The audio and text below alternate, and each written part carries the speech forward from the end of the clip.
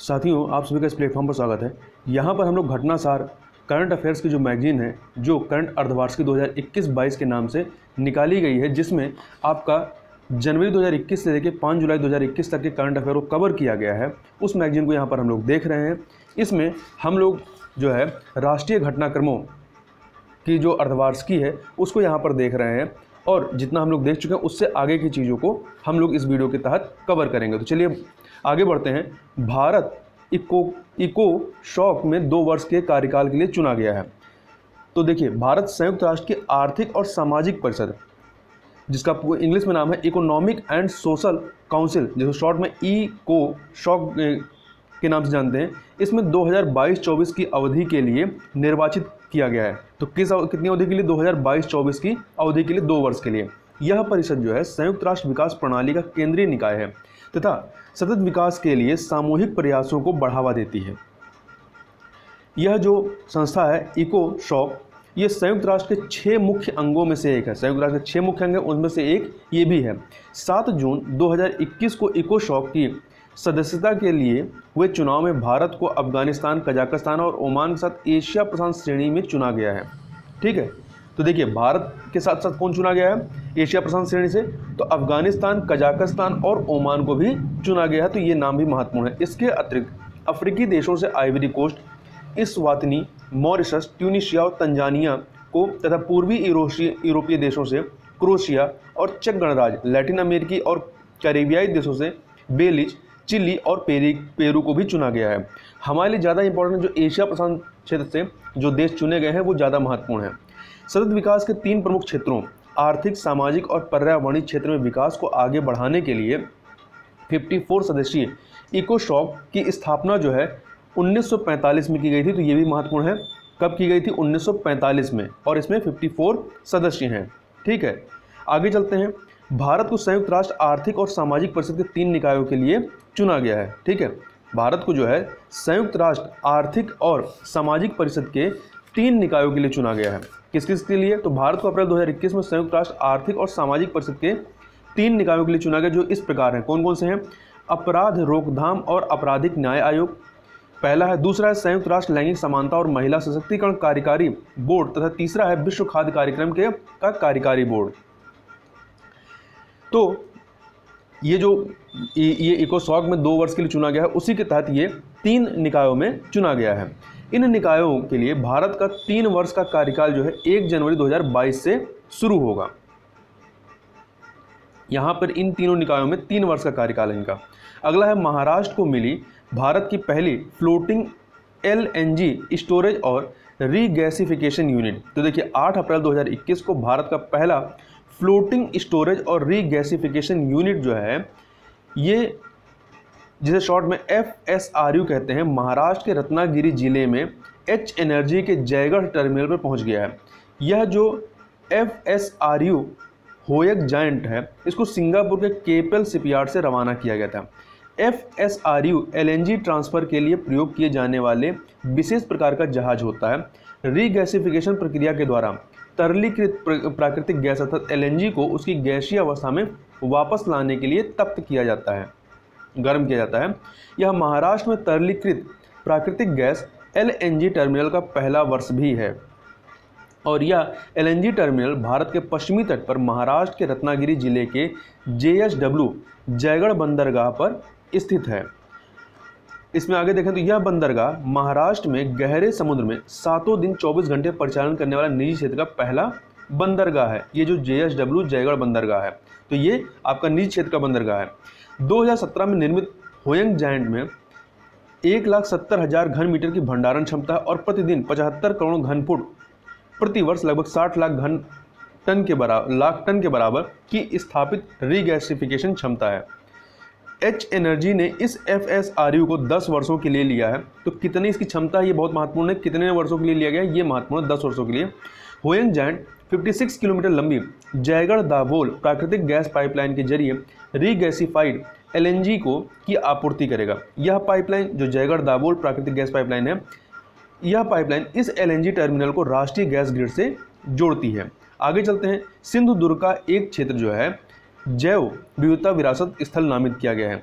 महाराष्ट्र सरकार ने 31 मार्च 2021 को सिंधुदुर्ग जिले के पश्चिमी घाट के अंबोली में उस क्षेत्र को जैव विविधता विरासत स्थल के रूप में घोषित किया है, जहां एक दुर्लभ मीठे पानी की मछली की प्रजाति को खोजा गया था।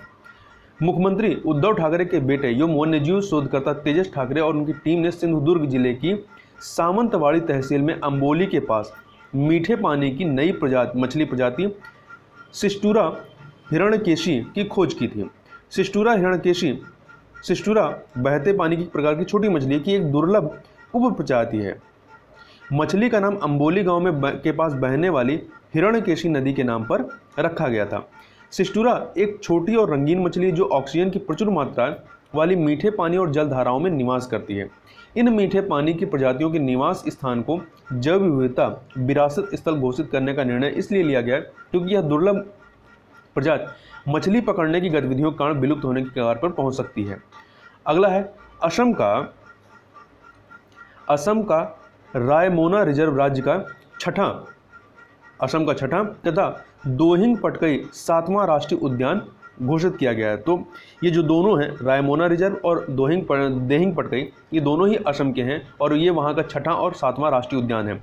तो असम सरकार ने जून 2021 में राज्य के कोकराझार जिले में स्थित रायमोना रिजर्व को राज्य का छठा तथा ऊपरी असम में स्थित देहिंग पटकई को 7वां राष्ट्रीय उद्यान घोषित किया। इस प्रकार से असम में कितने राष्ट्रीय उद्यान हो गए? 7 हो गए। रायमोना कोकराझार जिले में 422 वर्ग किलोमीटर का वन्य जीव निवास स्थान मानस टाइगर रिजर्व के सबसे पश्चिम बफर से जुड़ा है। यह बोडोलैंड टेरिटोरियल रीजन में स्थित है। रायमोना मानस बायोस्फीयर रिजर्व और चिरांग रीपू हाथी रिजर्व का एक अभिन्न हिस्सा है।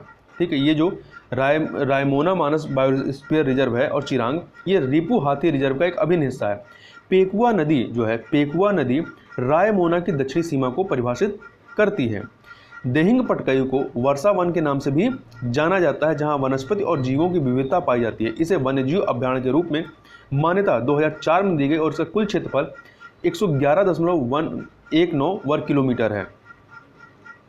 असम के 5 अन्य राष्ट्रीय उद्यान जो हैं वो हैं काजीरंगा, मनस, नमेरी, ओरंग और डिब्रू सखेवा। तो इस प्रकार से यहाँ पे कुल 7 राष्ट्रीय उद्यान हो गए। तो याद रखिए इनके नाम काजीरंगा, मनस, नामेरी, ओरंग और डिब्रू सखेवा।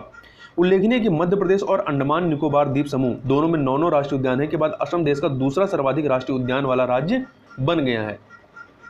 आगे इसी में देखते हैं भारत का पहला अंतर्राष्ट्रीय समुद्री सेवा क्लस्टर। तो गुजरात मैरीटाइम बोर्ड GMB ने 7 जून 2021 को गुजरात के अहमदाबाद में international finance tech city gift city में देश का पहला अंतर्राष्ट्रीय समुद्री cluster India's first international maritime service cluster स्थापित करने का निर्णय लिया है। कहाँ पर?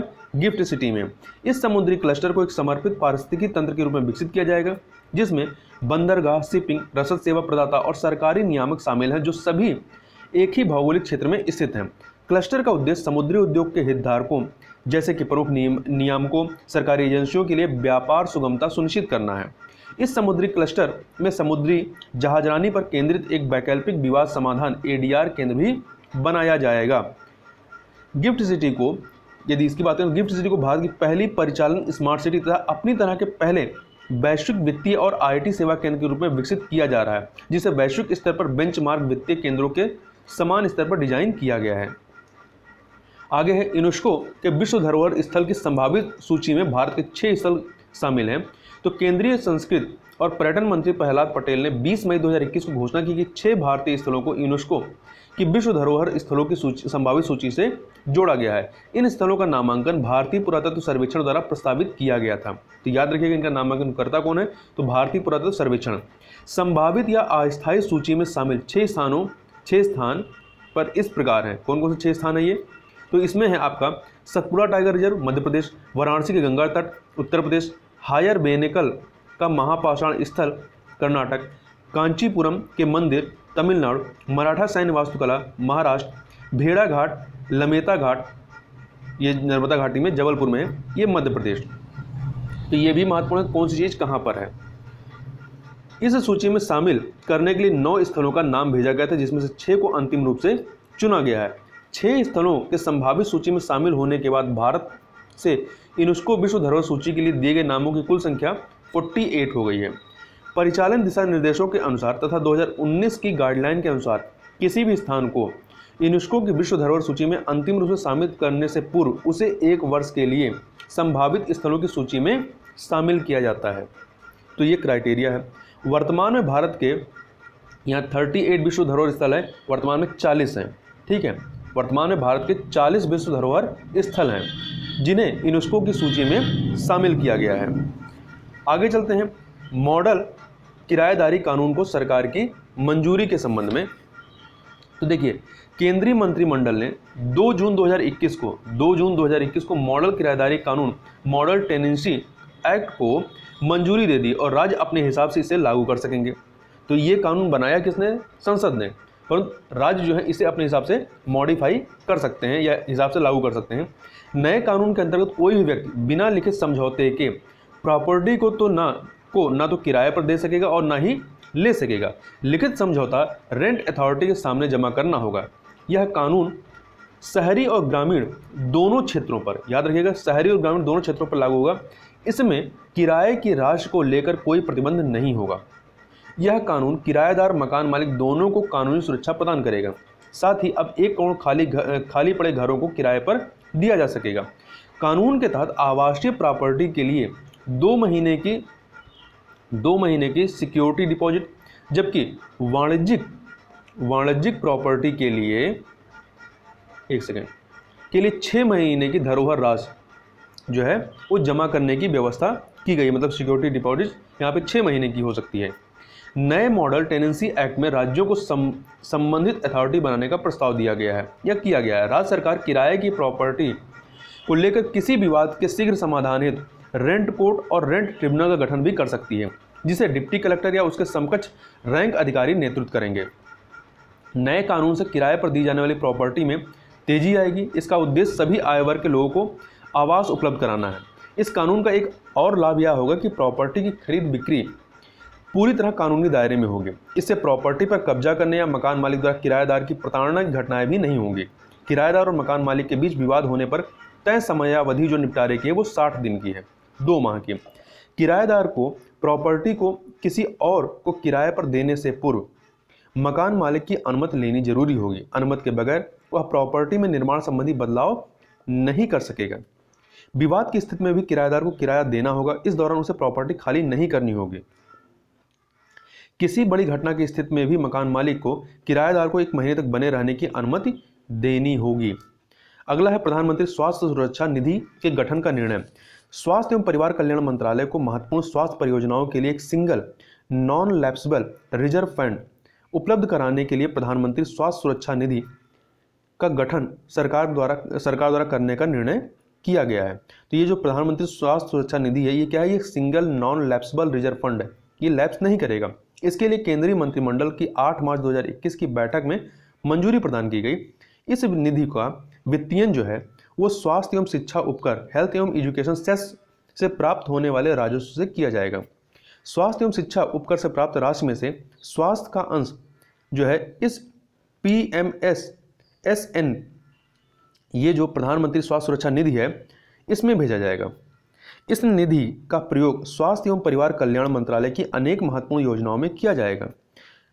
आयुष्मान भारत प्रधानमंत्री जन आरोग्य योजना, आयुष्मान भारत स्वास्थ्य एवं देखभाल केंद्र, राष्ट्रीय स्वास्थ्य मिशन, प्रधानमंत्री स्वास्थ्य सुरक्षा योजना, कोई भी अन्य भावी कार्यक्रम या योजना जिसका लक्ष्य सतत विकास लक्ष्यों SDG सस्टेनेबल डेवलपमेंट गोल की दिशा में प्रगति हासिल करना है और राष्ट्रीय स्वास्थ्य नीति 2017 के तहत तय लक्ष्यों को प्राप्त करना हो, में इस फंड से फंडिंग की जा सकेगी। इस संबंध में सरकार की ओर से बताया गया है कि किसी भी वित्तीय वर्ष में स्वास्थ्य एवं परिवार कल्याण मंत्रालय की उपयुक्त योजनाओं का व्यय प्रारंभिक तौर पर प्रधानमंत्री स्वास्थ्य सुरक्षा निधि से लिया जाएगा और बाद में सकल बजट सहायता से यह लिया जाएगा। प्रधानमंत्री स्वास्थ्य सुरक्षा निधि को लागू करने व उसके रखरखाव की जिम्मेदारी स्वास्थ्य एवं परिवार कल्याण मंत्रालय की होगी। आगे चलते हैं। भारतीय सेना दुनिया की 4थी सबसे शक्तिशाली सेना है। रक्षा वेबसाइट मिलिट्री डायरेक्ट द्वारा 21 मार्च 2021 को जारी एक अध्ययन के अनुसार चीन के पास दुनिया की सबसे मजबूत सैन्य शक्ति है, जबकि भारत इस मामले में 4थे स्थान पर है। संयुक्त राज्य अमेरिका अपने विशाल सैन्य बजट के बावजूद 74 अंकों के साथ इस सूची में दूसरे स्थान पर। उसके बाद रूस 69 अंकों के साथ तीसरे स्थान पर और भारत 61 अंकों के साथ चौथे स्थान पर है और फ्रांस 58 अंकों के साथ पाँचवें स्थान पर है और ब्रिटेन इस सूची में 43 अंकों के साथ नौवें स्थान पर है। ब्रिटेन जो है 9वें स्थान पर, फ्रांस 5वें स्थान पर है। सैन्य शक्ति सूचकांक की गणना जो है वो बजट, निष्क्रिय और सक्रिय सैन्य कर्मियों की संख्या, कुल वायु, समुद्र, भूमि और परमाणु संसाधनों, औसत वेतन और उपकरणों के वजन सहित विभिन्न कारकों को ध्यान में रखकर की गई थी।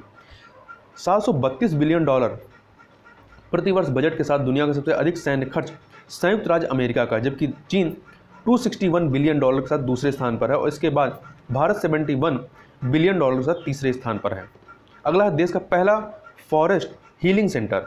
तो देखिए 7 मार्च 2021 को लोगों को प्रकृति के सीधे संपर्क में लाकर उन्हें स्वस्थ बनाने की अवधारणा पर आधारित देश के पहले फॉरेस्ट हीलिंग सेंटर का उद्घाटन उत्तराखंड के रानीखेत के निकट कालिका में किया गया। तो ये याद रखिए कहाँ पर किया गया, उत्तराखंड के रानीखेत के निकट कालिका में। तनावग्रस्त लोगों को तनाव से बाहर निकालना इस पहल का उद्देश्य है। लगभग 13 एकड़ क्षेत्र में फैले इस केंद्र को उत्तराखंड वन विभाग की अनुसंधान शाखा ने वन स्नान की जापानी तकनीक सिनरिन योकू से प्रेरणा लेते हुए तैयार किया है। तो इस वीडियो में बस इतना है। इससे आगे की चीज़ों को हम लोग नेक्स्ट वीडियो में करेंगे। तब तक के लिए बहुत बहुत धन्यवाद।